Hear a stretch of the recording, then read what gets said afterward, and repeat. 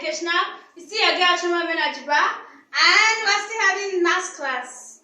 Our topic for today is length. We'll be focusing mainly on Pythagoras rule. So let's look at the rule.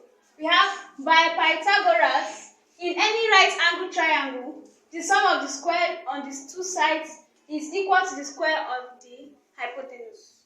Now, forget all those grammar. What it's trying to say is that in a right angle triangle, no other triangle, we have three sides. The longest part is the hypotenuse.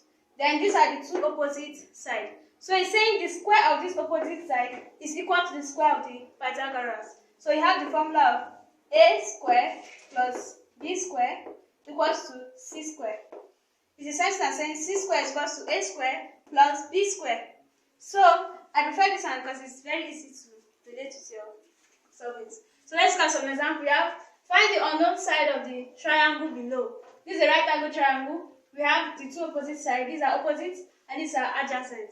So we have 6 cm and 8 cm. And hypotenuse is missing. So we're going to look for it. We'll write down a formula. We have c square equals to a square plus b square. Our c square is our x. So put our x square equals to our a square is our 8. So put our 8 square plus our b square is our 6. So we have 6 square. So bring our x square down equals to 8 square is 8 times 8, which will give you 64. Plus, bring your plus down. 6 square is 6 times 6, which will give you 36. 64 plus 36 will give you 100. Now, how we got this square root is because we are trying to get rid of this square in the x. So we added square root to both sides. This square root to cancel the square, leaving us with this square root 100. So bring down our x equals to the square root of 100 is 10.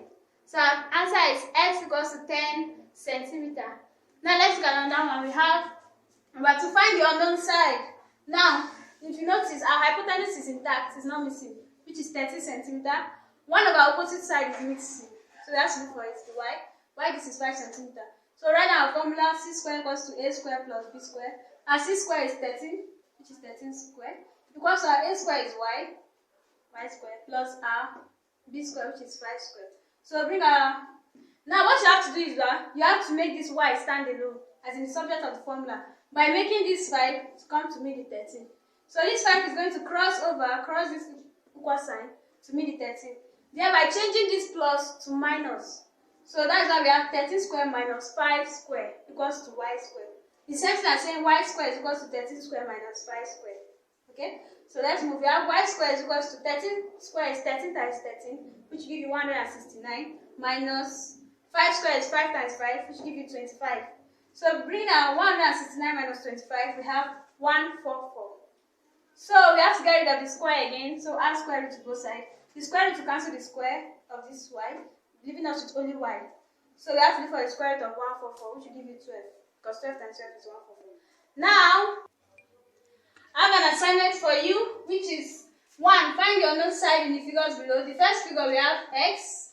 We have our hypotenuse as 25 cm. We have 7 cm. Then B we have 10 cm, 6 cm, and A.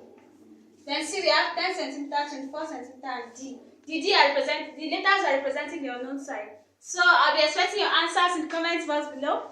Like this video, share it to your friends, your family. Don't forget to subscribe. See you all in our next class. Love you.